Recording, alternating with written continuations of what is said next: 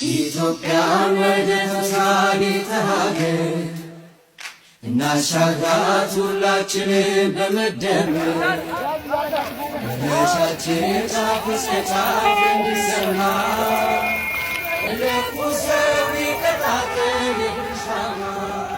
ምርጫው የእኛን የዛሬና የልጆቻችን ነገ የምንበይንበት ምርጫ ነው። ይህንን ምርጫ ውጤታማ አድርገን ከፈጸምነ ዛሬ የኛ ኑሮ ያምራል። ነገ ከነገ በኋላ ደግሞ የተዘጋጀች ጥሩ የሆነች ልማታዊ የሆነች ሰላም የሰፈነባት ሀገር ለልጆቻችን ለማስረከብም የምናደርገው ምርጫ እንደሆነ በደንብ ግንዛቤ ውስጥ ልታስገቡ ይገባል።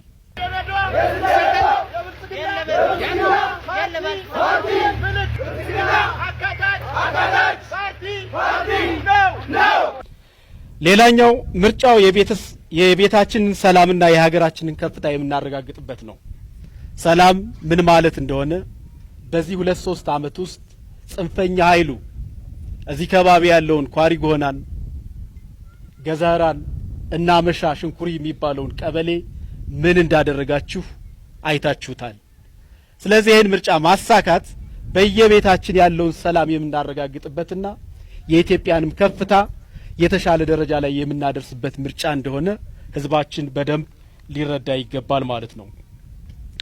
ጀግኖች የገዘራ የኳሪ ጎናና አመሻ ህዝቦች ምርጫችሁ ብልጽግና፣ ምልክታችሁ የስንዴ ነዶ እንደሚሆን አልጠራጠርም፣ በጣምም እርግጠኛ ነኝ።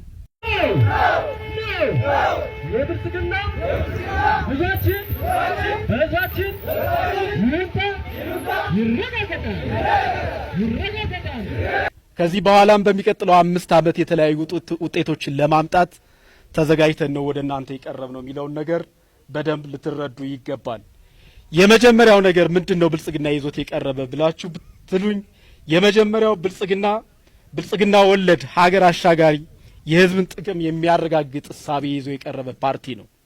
ሀገር የሚያሻግር ሀገር በቀል የማህበረሰቡን ችግር የሚፈታ እሳቤ ያለው ፓርቲ እንደሆነ በደንብ ልብ ልትሉ ይገባል። ከነዚህ እሳቤዎች የመጀመሪያው ምንድነው? ሀገራዊ አንድነትን ከብሔር ማንነት ጋራ ሚዛን ጠብቆ የሚሄድ ፓርቲ እንደሆነ በደንብ መረዳት ያስፈልጋል።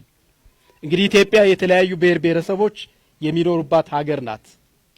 እነዚህ ብሔሮች ባህላቸውን፣ ቋንቋቸውን፣ እሴታቸውን የሚያሳድጉበት ግን ደግሞ በኢትዮጵያዊነት ጥላ ስር ሆኖ ማለት ነው። ይሄንን ይዞ የቀረበ ፓርቲ እንደሆነ በደንብ መገንዘብ ይገባል ማለት ነው።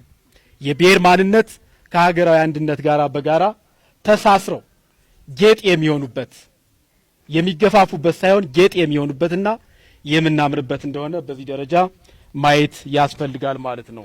ብልጽግና መምረጥ ሀገርን ማሻገር ነው።